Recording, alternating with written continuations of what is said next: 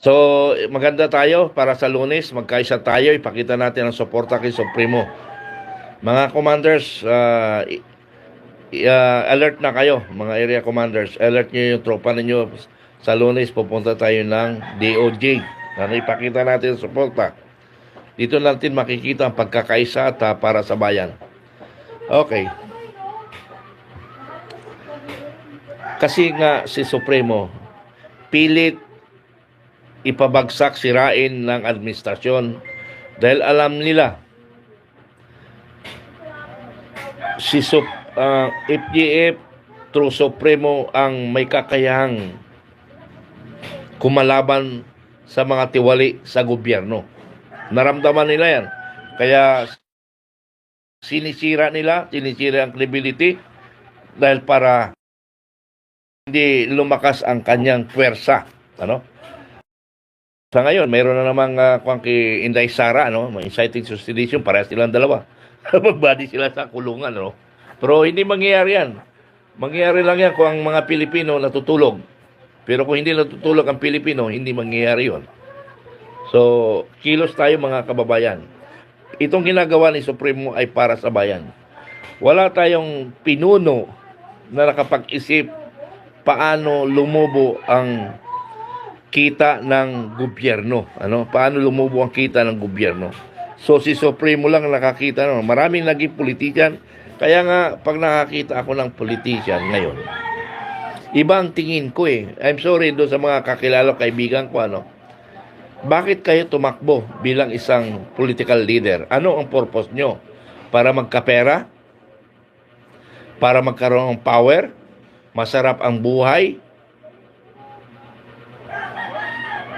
Ano ba ang mga nagawa natin sa gobyerno na talagang over the above na mga performance natin? Wala akong nakita ever since, Sino ba ang ma-recall ko?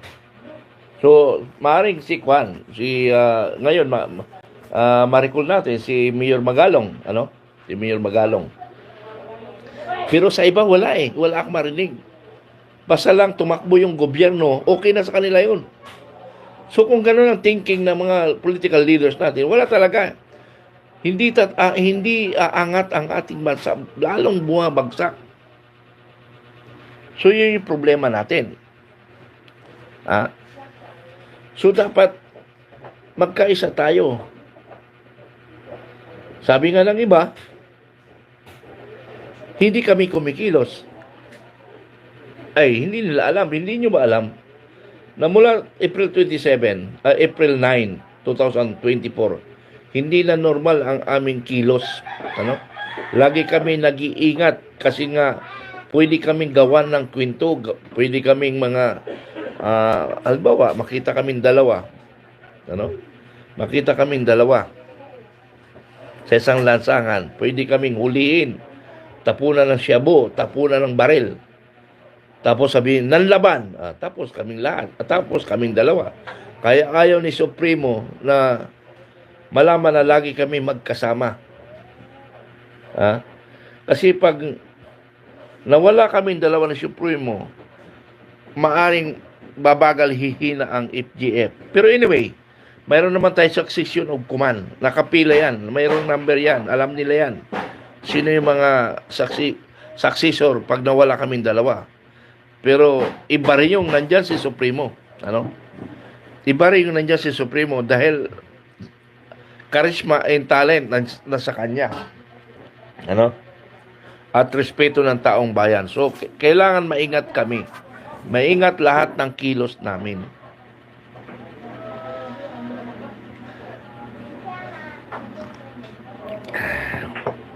So, mga commanders, siya nga pala, mayroong issue na matagal ng issue na inuulit-ulit yung registration ng SEC, Security Exchange Commission.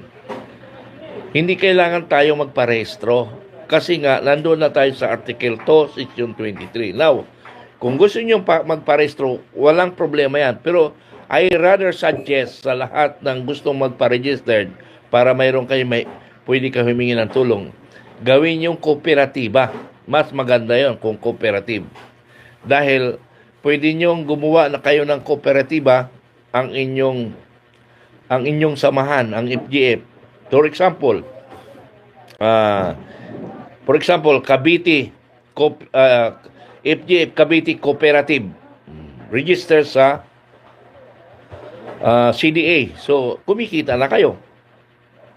'Di ba?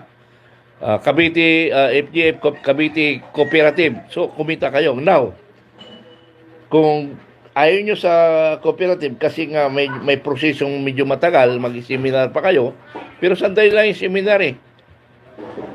Pares rin sa sa SEC, sa Securities and Exchange Commission, matagal rin.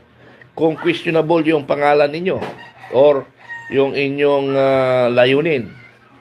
Pero pwede naman i-register nyo muna sa Securities Exchange Commission to follow na yung kooperatiba. Ano? So, hindi kayo binabawalan dyan kasi nga may purpose kayo sa gobyerno. Ang nagpaparegister lang sa gobyerno, kung mayroon tayong kailangan sa gobyerno, ang FGF ay hindi kailangan magparehistro because wala naman sa IRR yung Section 2, Section 23, Article 2 of 1987 Constitution. Wala doon sa IRR na necessary to registered. Now, kung gusto niyo magpa-register para lang ma-recognize kayo ng gobyerno, so be it, kaya nasa inyo yan. But in national level, walang registration. Kasi nga, tingnan nyo Eminilep. Yung Eminilep nga hindi sila nakarehistro. Anyway, ipapaliwanag yan ni ng isang abogado natin or isang expert ng Eminilep. Ipaliwanag yan ni Eminilep Commander, Eminilep Secretary, at the same time, Catanduanes Commander na si Lieutenant General Brigadier General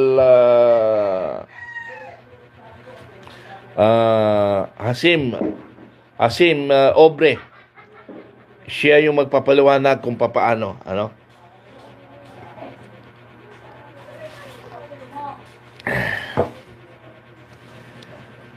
So, ganun lang.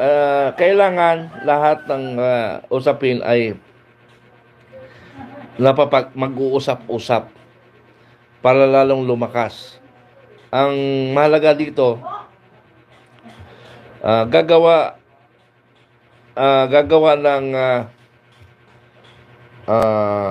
policy tayo. Ano yung gagawin natin? Gagawa tayo ng policy kung anong rules natin and bylaws, ano? So, coming yon. Kasi ang nagiging priority natin ngayon, yung situation ngayong bansa. Now, kung kompleto na ang stopping natin, bawat isa sa atin gagawa. Ano? So, hindi pa kaya kasi puro busy tayo. Pero kung kinakailangan, ay gagawin natin. Pero mas priority natin ngayon, yung sitwasyon ngayon. Yun yung priority natin ngayon. Madali lang ito, palo na yung iba. Lalo ngayon na humaharap ng problema ang ating Supremo. Kailangan matulungan natin para maging condition yung kanyang kaisipan. Paano malabanan ang tiwali sa gobyerno. Yun yung pinaka-priority natin. Kasi kung hindi natin ipa-priority yan, hindi natin matulungan, paano tayo? Ano, ha? Yung mga sana international FGF, base sa aking kalaman, ang international FGF, very supportive. Salamat sa inyong mga napaparating na tulong kahit tamang-tama lang kasi alam naman namin na pinaghirapan nyo yan. Kasi ayaw naming lumapit sa politician. Marami ng politician na nag-offer sa amin. Ano? Marami na. Hindi namin tinatanggap kung galing sa politika. Ayaw namin magkaroon ng utang na loob. Magkaroon lang kami ng utang na loob sa taong bayan or sa OFW o sa international FGF. Dahil iisa lang naman tayo. Kasi kung marami, bilyon-bilyon na ang pera natin. Pero we never attempt na tanggapin yung mga nag-o-offer sa amin ng tulong. Sa case ni Supremo, sa case ni Supremo, sa yung hindi malaman natin kung part of strategy ng bluffing lang yon, PSYOPs. May mga organisasyon na nag-offer kay Supremo ng legal matters and financial. Hindi niya tinanggap. Hindi niya tinanggap. So, tayong mga miyembro ng FGF, nagkaisa tayo. Tayo mismo ang magtulungan